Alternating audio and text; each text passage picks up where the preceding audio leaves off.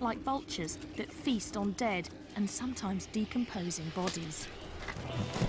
That's half a cow. It's a little bit smelly as well, I should add. But this gruesome diet is now killing some Cape vultures. Look at the wingspan on that! They're being accidentally poisoned. This couple takes in the victims and nurses them back to health. Here we go. Dinner time. Don't be alarmed if a whole bunch of vultures do come up to you. Okay. So they do bite. If the birds are going to grab you, the first thing they're going to do is your eyes.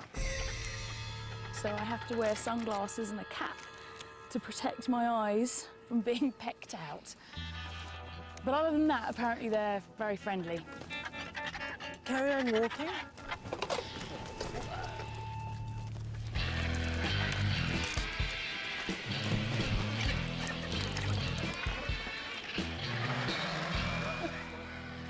I love all the argy-bargy. Hissing and strutting and posturing. Just careful, careful, careful. Just had a finger. That is not for tea. Ayla over there, her speciality is to go in and quickly grab the liver. She loves the liver. Really? Just like Hannibal Lecter?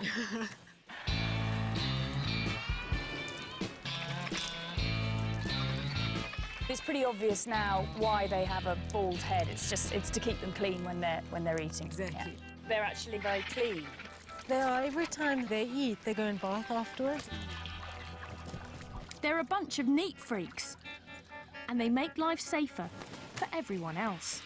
There could be anthrax, botulism, all sorts of nasties in that carcass. They don't get sick because they've got such an acidic stomach that their poo is a disinfectant. Theoretically, you could eat after a vulture's pooped on your hand. I'm not quite sure I'll do it. You've got to practice what you preach. You can't go around telling everybody they can use vulture poo as disinfectant and not have tried it yourself. That's a theory. The bird's stomach acid counteracts natural poisons, but not man-made ones. And that's the problem for many of these birds. A lot of farmers lace carcasses with poison in the hope of getting rid of problem animals like jackals or caracals or cheetahs. And vultures are the ones that end up locating the carcass. Now, after 8 months of rehab, 2 lucky birds are ready to return to the wild. We're going to go and try and catch a vulture. We're after that bird right in the middle, on the Okay. top. Yeah. Now we'll have a good idea how he flies. Here he Check goes. He's flying. He's flying, looks okay. So I'll walk towards this way. Lucy, if maybe you walk close to the perch. Okay.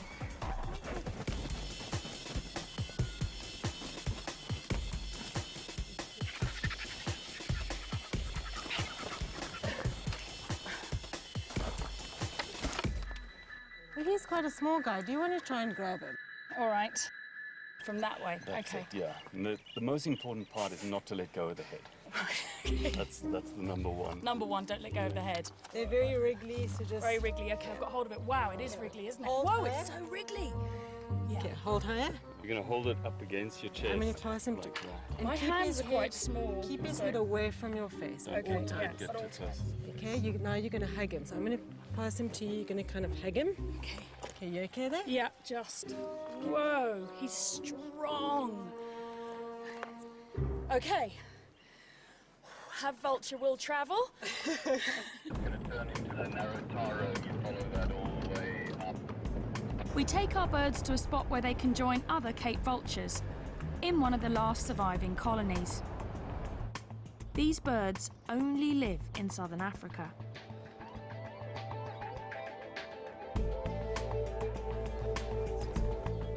Let's give these birds their freedom then. Cool. Here you go. Time to go. There you go. Look, it's time to be free.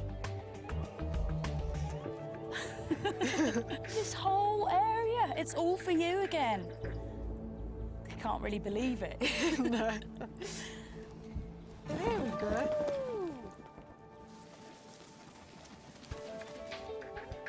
Straight off and heading for home.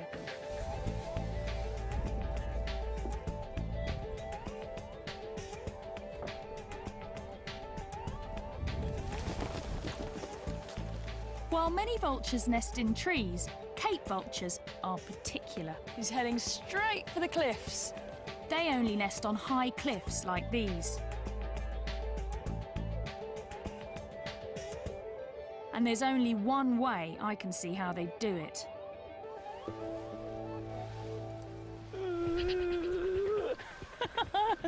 I'm a little bit nervous. I didn't feel nervous until I saw the wall of cliffs. I thought, oh yeah, right, I'll be jumping off that then, won't I? Just about to jump off a cliff. What you get me into? That's Phil, my intrepid producer. Whoopah! Whoa! Oh my word! Oh my God!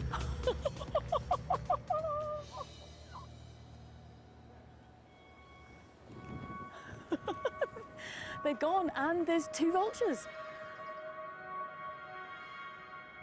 What people know about vultures is that they're fantastically ugly, but what people don't really know is that they're the world's highest flying bird. And in fact, one vulture even crashed into a jet at 37,000 feet. I'm hoping we don't have to go that high. We won't be going that high, will we? No, not today. You promise? Okay. Paragliding reveals how surprisingly curious and social the vultures are. You can see the birds coming out and joining them already. Oh, wow. They get to know you and they actually enjoy flying with you, so they'll follow you around. To sort of play with you. Yeah. Combination of nervousness and excitement, the likes of which I haven't had ever, I don't think. All right, we're gonna go, Okay. and let's go.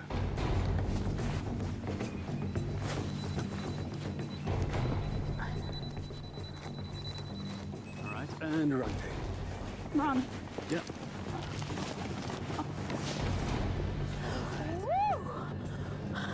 All right, well, how does that feel?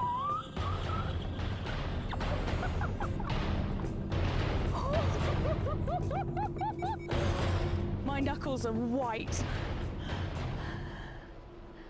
It's incredible though. And there are the vultures. Oh my word. Wow, they are all around us.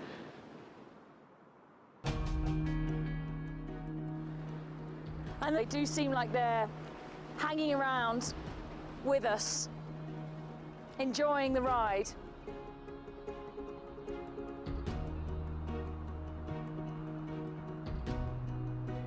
This is how you should see them to appreciate their beauty.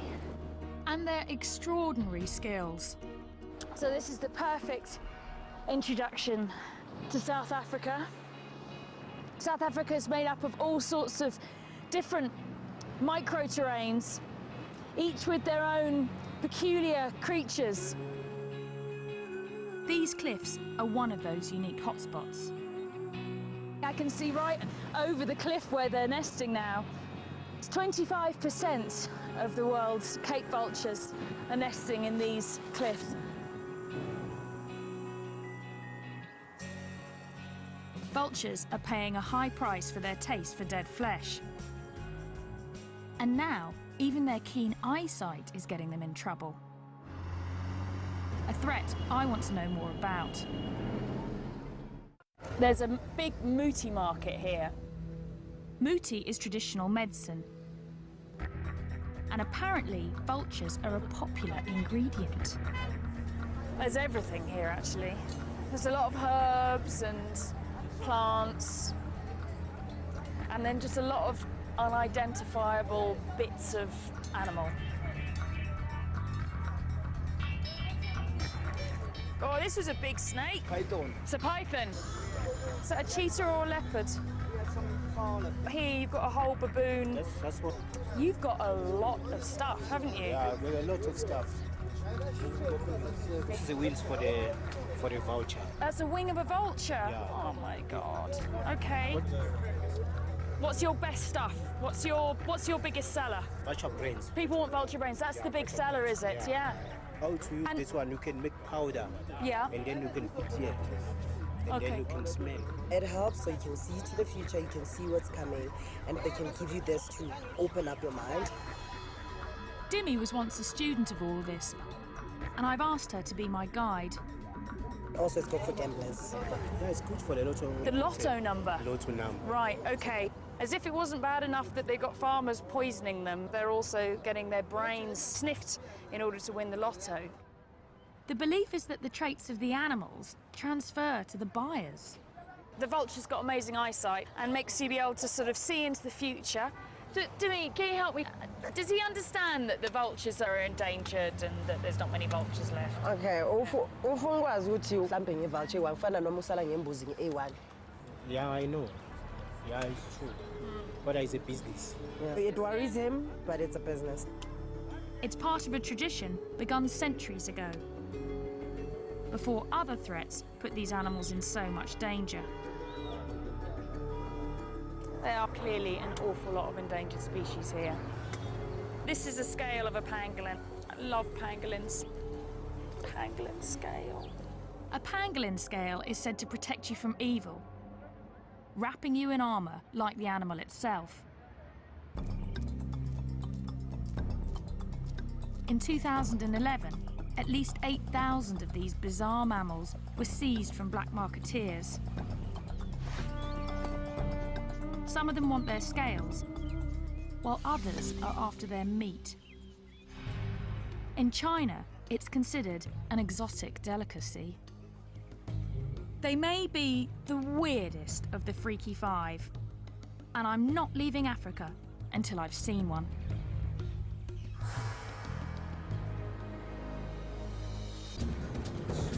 Finding a pangolin is turning out to be a real challenge. So I've been kidnapped by Louise Joubert. She's got my favourite animal. She's a pangolin. She's a funny little scaly anteater with a very, very long tongue and a very smelly bottom. But Louise seems determined for me to see the big five first. Obviously, you understand I wouldn't normally be interested in lions, but I'm actually quite scared to say no to Louise. They're big lions, aren't they? They're big. It's very easy to put your claws through there. Louise rescues and rehabilitates animals and then sets them free. Oh, we've got pangolins to see. Come on, we've got pangolins to see. Enough with the celebrity animals. Oh my word, it's a rhino. What's it? It's like, do you think my hand's food? Louise, I want to see the pangolin. I want to see the pangolin. Take me to the pangolin, please. Wild dogs. What do you think, Munchkin, eh? What do you want? Do you want to go and join them? Do you want to go back to nature? No, definitely. Slightly mad place, really, isn't it? Louise has an amazing success rate. She's saved 4,500 creatures since 1993.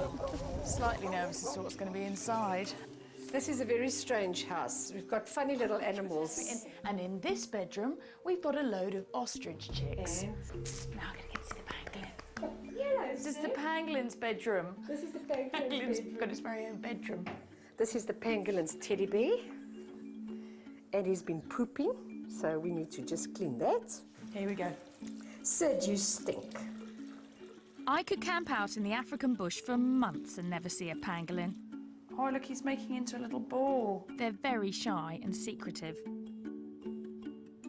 Sid, it's so fantastic to meet you. I've heard so much about you, and I have been desperate to meet you. Oh, he's so strange. His funny little ears.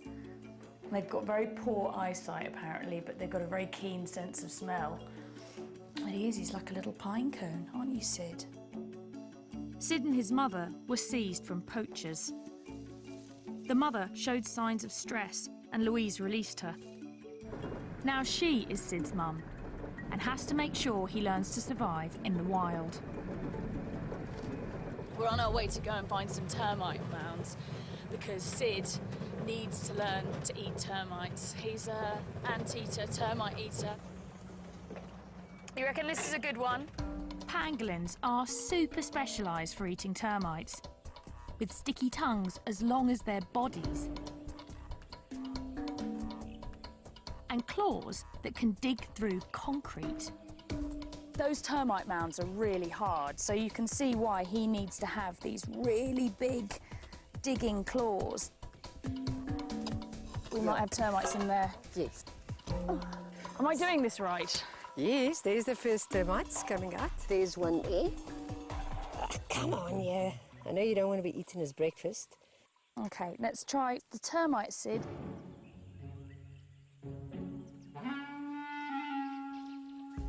Come on, Sid, there's a termite. The termite, Sid, is there, right in front of your nose. No, okay. It's there. There it is. Look. Look there. Look. Look, termite. That way. Possibly still too small.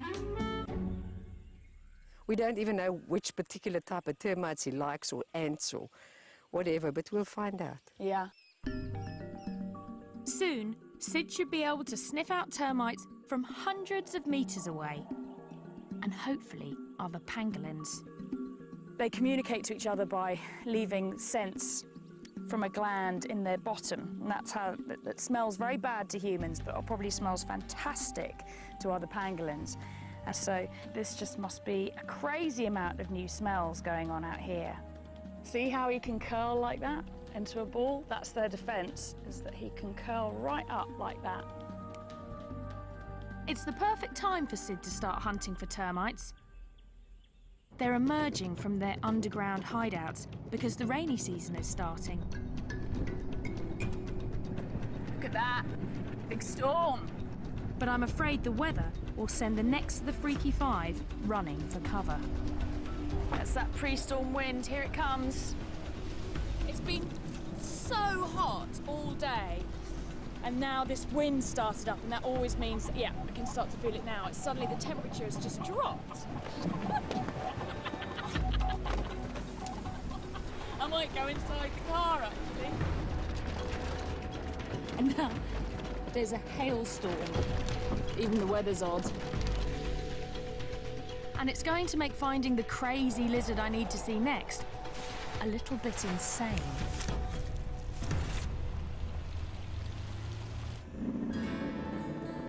Let's go find some sun gazers.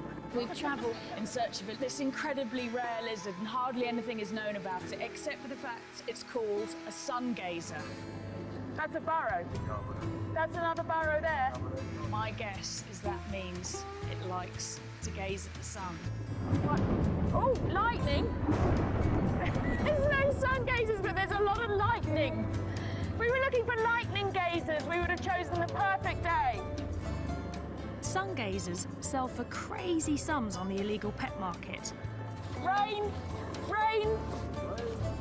And I want to see what's making them so popular and getting them into trouble. The lizard guys are here. I've got 3 experts to help me coax a sun gazer out of its hole. He's shivering. It's shivering sheep. I know how you feel. Shiver, Lucky Lucy. Yeah, exactly. We can try and call them out, if you want. Do you do the call of the opposite sex? Yeah. You've got to have a very sexy call, haven't you, to get that sun gazer out of its hole today?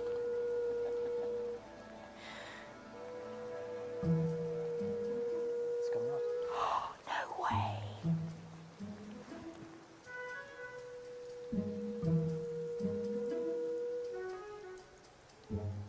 I'm just messing with you. Oh, I was all excited. I did think it was weird. I was thinking to myself, they really make that noise? I'm thinking, well, I don't know, I'm in South Africa, I've never been here before. It's like anything could happen, but... Luckily, the lizard men have some they're studying that they want to release. In this bag, the Holy Grail, the famous sun gazer lizard.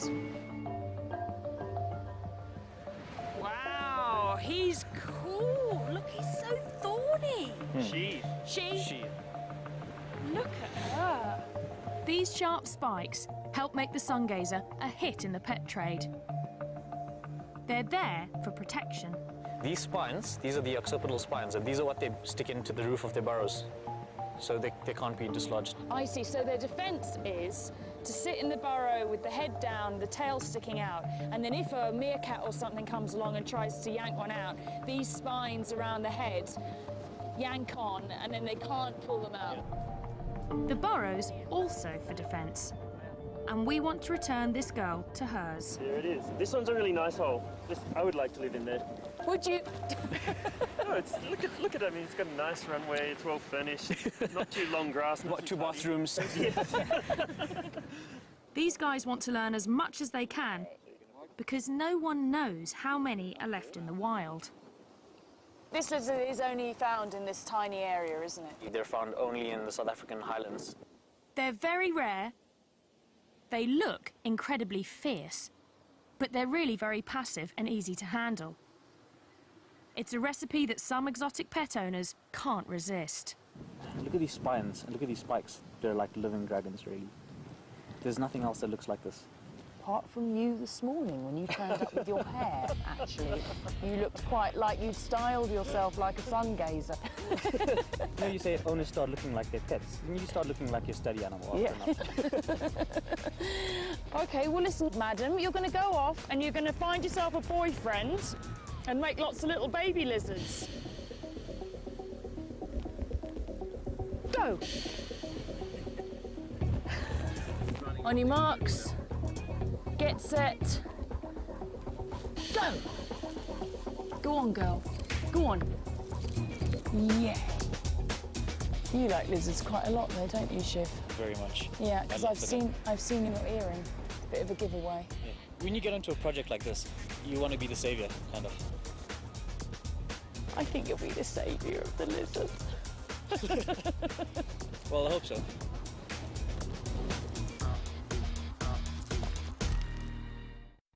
Burrowers like the sungazer are found all over South Africa, where protective tree cover is in short supply.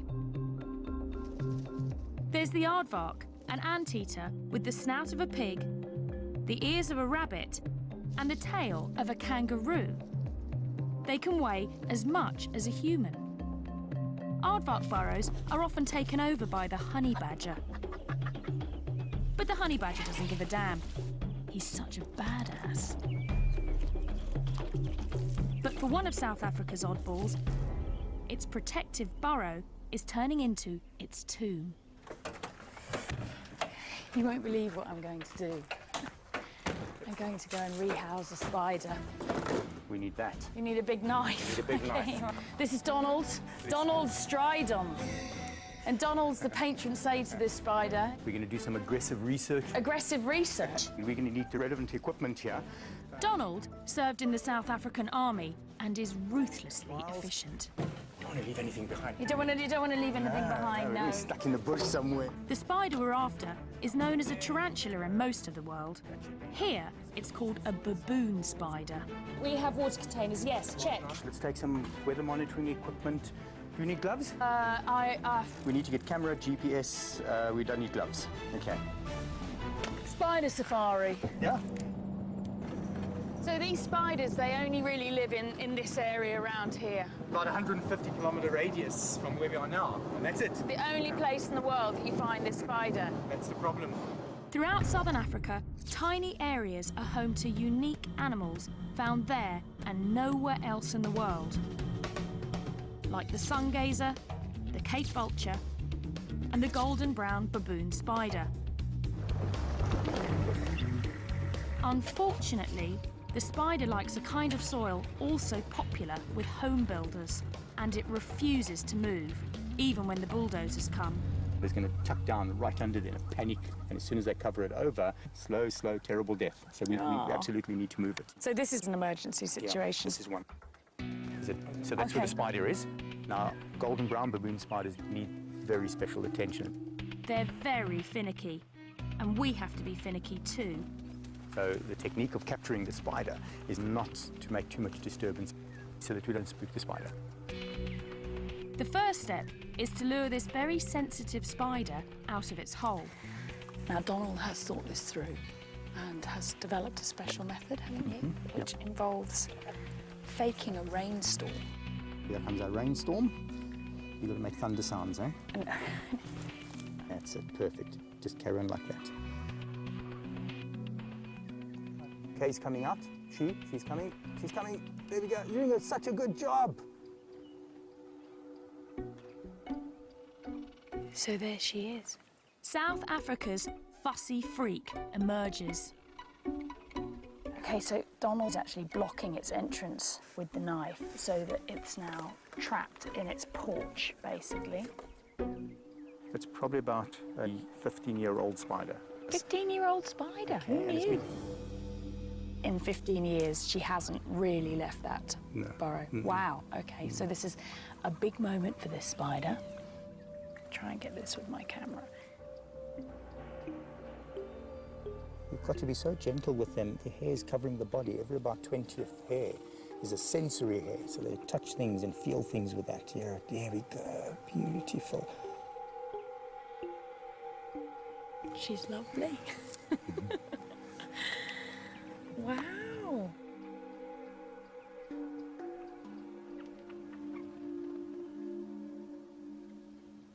She's kind of on your hand already. Is she really already? Yeah, you hardly feel it. I can feel it, yeah. Wow.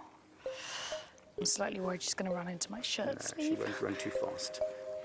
How long does it take for the spider to build this hole? Took it about 5 to 7 years. That's incredible. I totally understand why it wouldn't want to move.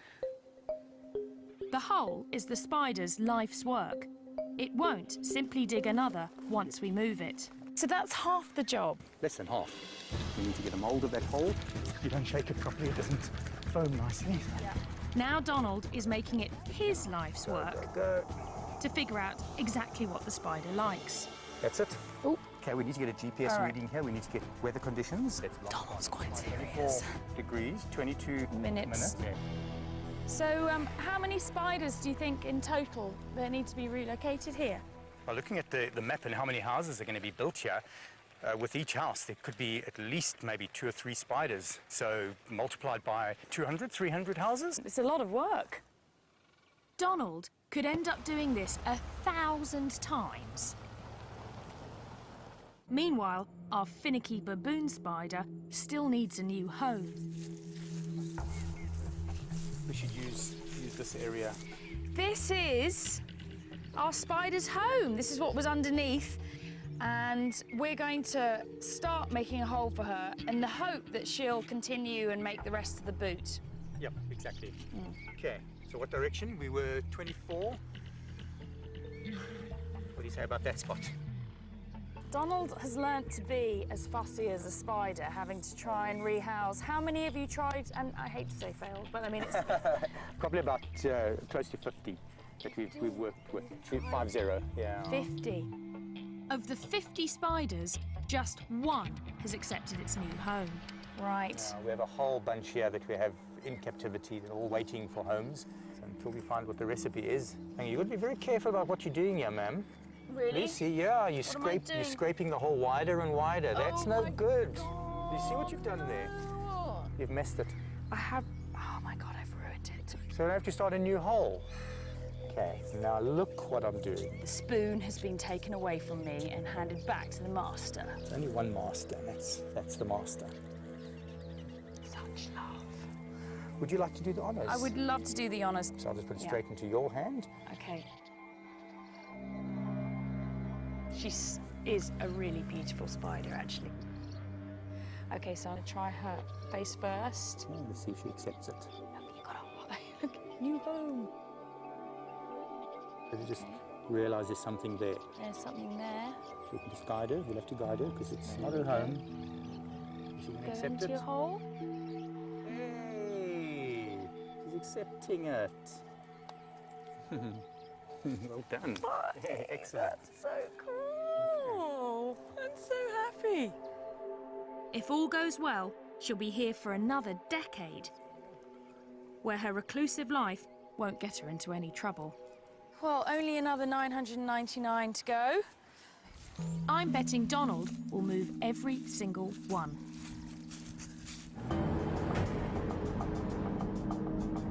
The spider would be helpless without Donald. But the last freaks on my safari help each other. And they're paying a steep price for it. They're bold creatures, far stronger and more agile than humans, with fangs longer than a leopard's. But it's the Chukma baboon's brain power that gets him in trouble.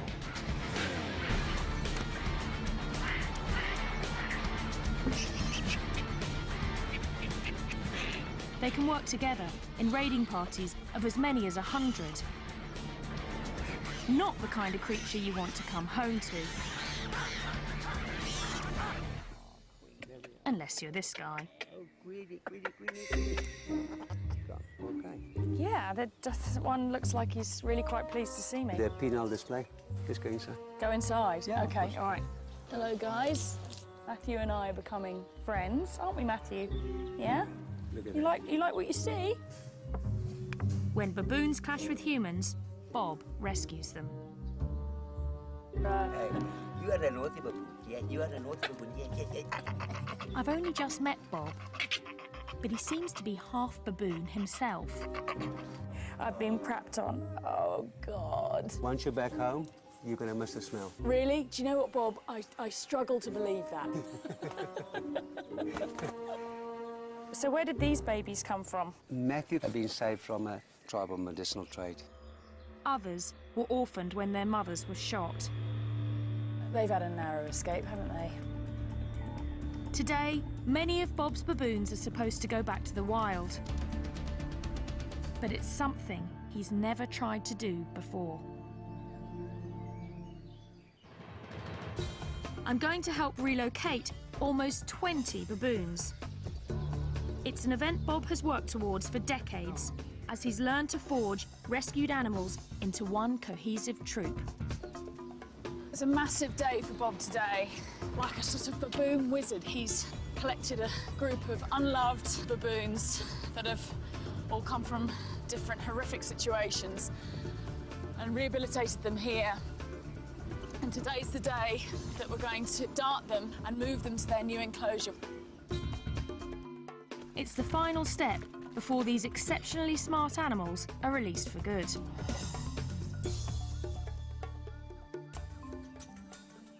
Oh, here they are. Wow.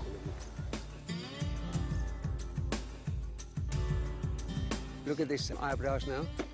Yeah, his eyebrows are wagging up and down. Yeah, we believe that they are real psychological experts. Make eye contact and they can read your soul. Scary prospect. Baboons are very social, but creating a troop from scratch is not easy. You need the right mix. After years of trial and error, Bob's finally found it. Just recently, this group has come together to raise their newest member. There she is now there. You can see her there with a baby. I can see Daisy with a baby, yeah. When she came in, she was exactly the size of a baby. No, Yes. really? Yeah, now she's going to be... I want to cry. I was going to say, Bob. She's going to be released now with her own baby. Oh, that's amazing. It's going to be an intense day. Now we have to outsmart them. Easier said than done. Know that they're very intelligent. They will know quickly what we're up to. And you must be alert. They are potentially very dangerous animals. Okay. I feel quite nervous, actually, because these are big animals. We don't want things to go wrong. First, we lure the animals into a smaller enclosure to sedate them. It's going.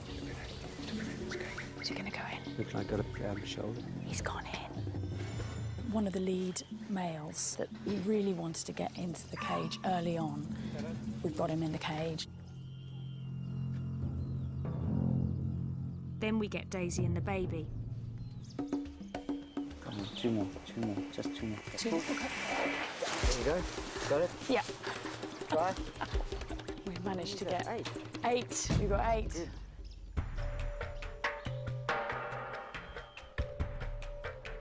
He's so jittery about seeing a gun, you know, because they've been shot at so many times. And Some farmers here shoot to kill any baboon they spot on their property. We want to capture the big male first, or he could make things more difficult.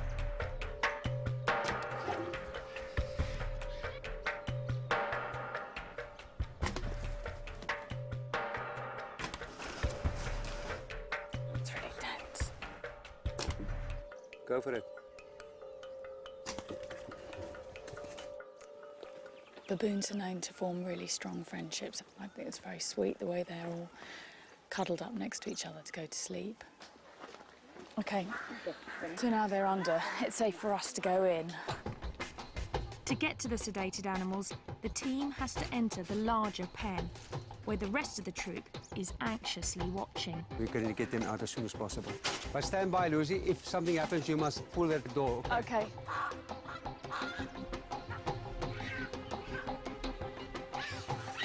Hear that? The minute that the baby starts crying, they will... Oh, they can tell something's going on. Yeah, they're going crazy because it's the baby. Now with the baby making the sounds, then we must take them out immediately. I've got it, yeah, OK.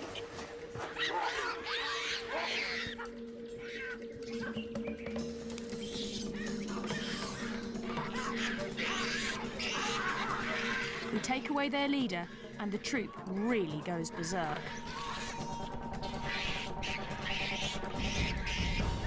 Once strangers, these baboons will now do anything to protect one another. And that includes taking us on.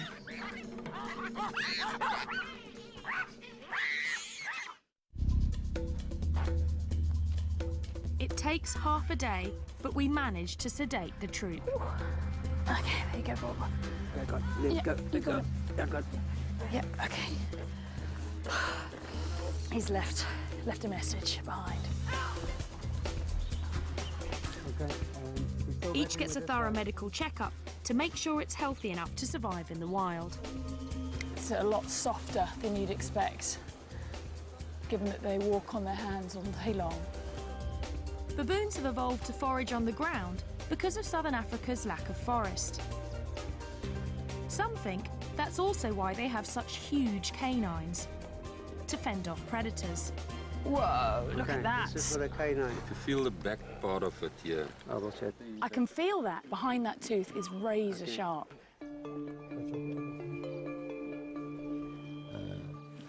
Wow. Okay, can you hold it loose? Oh my word. You got? Yeah, I've got him, yeah. Okay. At last, they're ready to go. So we're putting the baboons in these boxes so that they can be easily transported to the site where we're going to release them. What's going on, eh? You and Mum are going to wake up somewhere completely new and then you're going to be wild. You're going to grow up to be a wild baboon. Yeah, that is... Okay, there we are. Right. Well done. First stage, all good. Bob has found the baboons a home on a nature reserve 80 kilometres from the nearest town. This is the new home. Have you chosen baboon heaven? Absolutely. This is the ultimate baboon habitat. Yeah. We need to make sure the baboons will stay together, so we'll first release them into a temporary electrified enclosure. That's just so that they get used to this area and stay as a group. And then, after a couple of weeks, I'll turn the electricity off, build some bridges so that they can then expand beyond the fence, and then eventually the fences will come down and it'll just be them in the wilderness. Here comes the big boy. Look at them pulling in the pipe. The baboon's got hold of the pipe. 19 baboons in these boxes that would have died or led some horrible, grim existence as pets. And they are about to have their first taste of freedom. And everybody's very excited. No one here has ever done this before. We've got Daisy and the baby in here, and they're going to go in first. Are you guys ready? Yeah. Here comes Daisy, guys. Here comes Daisy. Woo! There she goes. They're kind of looking around like, what the hell happened there? 3, 2, 1.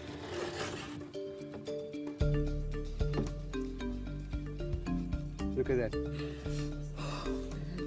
Emotion is running very high. Yeah. There you go. Yes, look at that. These ones are lively. It's not just the humans who are emotional. The baboons in there can see that there are other baboons that are free on the other side, so it's all getting a lot more exciting now. Wait, there's a baboon coming. Ooh, very quick, very quick, quick, quick, quick. We released the entire troop without a hitch. 2 more happy customers. Well, almost the entire troop. He's not going quietly. We've got to get Matthew out. Whoa! Whoa! Are you ready, guys? This is the alpha. Look at that.